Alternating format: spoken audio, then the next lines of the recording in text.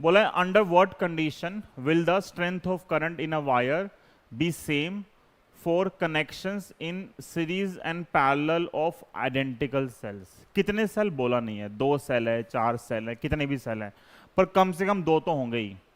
अगर combination of sales बोला तो कम से कम 2 सेल तो होंगे। मतलब 2 सेल को एक बार सीरीज में लगाया, एक बार पैरेलल में लगाया, तो बोला किस कंडीशन में दोनों सेम करंट देंगे।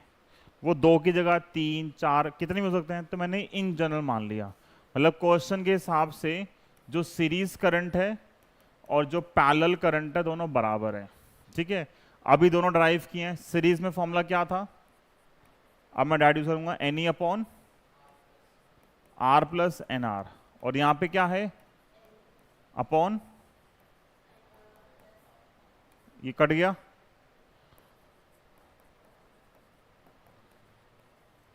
तो ये दोनों कब बराबर होंगे चेक करना हमें ये।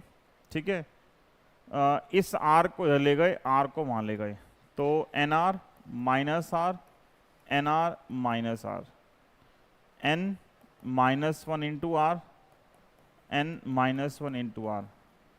मतलब यहाँ एक से ज़्यादा सेल होंगे तो ये काट देते हैं, अगर मोर देन 1 है। 1 हुआ तो फिर क्वेश्चन थोड़ा गलत हो जाएगा, मगर 1 ही सेल हुआ तो फिर वैसे ही बराबर ही होंगी। अगर एक ही सेल है तो ये भी क्या आएगा, e upon r plus r, ये भी क्या आएगा, ई अपॉन आर प्लस, तो कुछ होगा ही नहीं। मोर देन 1 में काट देते हैं, तो यहां से क्या आ गया, तो ये आंसर है। अगर एक्सटर्नल और इंटरनल बराबर कर दोगे कॉम्बिनेशन के अंदर तो दोनों क्या देंगे, सेम करंट देंगे। ठीक है।